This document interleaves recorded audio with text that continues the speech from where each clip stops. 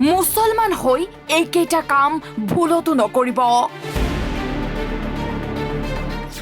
এইকেইটা ভুল কৰিলেই মুছলমান সমাজে কৰিব এঘৰীয়া। কৰা নহ'ব জানাজা, বয়কট কৰা হ'ব মুছলমান সমাজৰ পৰা। সন্তানে ভুল কৰিলেও শাস্তি পাব পিতৃ মাতৃয়েও। মুছলমান সমাজৰ কঠোৰ সিদ্ধান্ত। ৰাজহুৱা কবৰস্থানত দিয়া নহ'ব ঠাই, কৰা নহ'ব জানাজা। প্ৰতিজন মুছলমানৰ লগত আপুনিও এই খবৰটো শ্বেয়াৰ কৰক, যাতে এজনো মুছলমান বিপদত নপৰে। এখন দুখন নহয়, 6খনকৈ গাঁৱৰ ৰাইজৰ কঠোৰ সিদ্ধান্ত। মাদক দ্ৰব্য সেৱন কৰা মুছলমানলৈ জৰুৰী খবৰ। এতিয়াৰে পৰা মাদক দ্ৰব্য সেৱন কৰি প্ৰাণ হেৰুওৱা মুছলমানৰ জানাজা কৰা নহ'ব। ৰাজহুৱা কবৰস্থানত ঠাই দিয়া নহ'ব।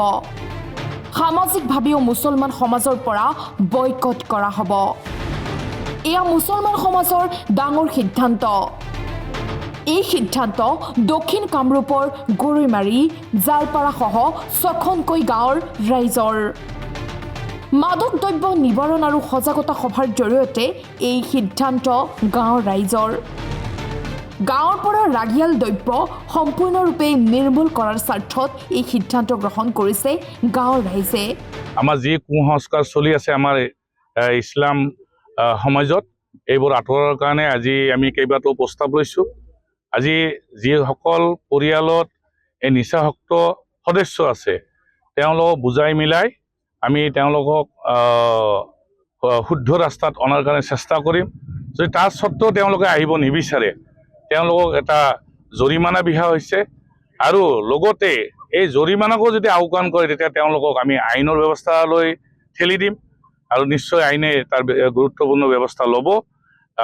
লগতে আমাৰ এই অঞ্চলৰ যিখিনি ব্যৱসায় আছে, ইয়াৰ এই নিচা দ্ৰব্যৰ লগত জড়িত হৈ আছে, তেওঁলোককো সাৱধানবাণী দিয়া হৈছে। আৰু আমি বিগত দিনত দুজন আমি তেনেকুৱা ব্যৱসায়িক আটক কৰিছিলোঁ, আৰু তেওঁলোকে প্ৰতিশ্ৰুতি দিছে ভৱিষ্যতত তেনেকুৱা আৰু ব্যৱসায়ৰ লগত জড়িত নাথাকে।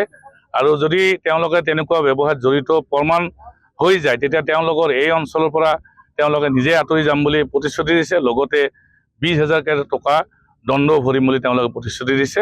আৰু এইবোৰ প্ৰতিশ্ৰুতি লৈয়ে আমি সমাজখন আগুৱাই নিয়াৰ কাৰণে এটা চেষ্টা কৰিছোঁ, যাতে পৰৱৰ্তী কালত আমাৰ এই কুসংস্কাৰে যাতে কোনো ঠাইতে দখল নাপায়, আৰু আগন্তুক দিনত কোনো অভিভাৱকে যাতে নিজৰ ল'ৰা ছোৱালীৰ পৰা অশান্তি নাপায়, তেনেকুৱা স্বাৰ্থ আমি আগত ৰাখি এই পদক্ষেপটো গ্ৰহণ কৰা হৈছে।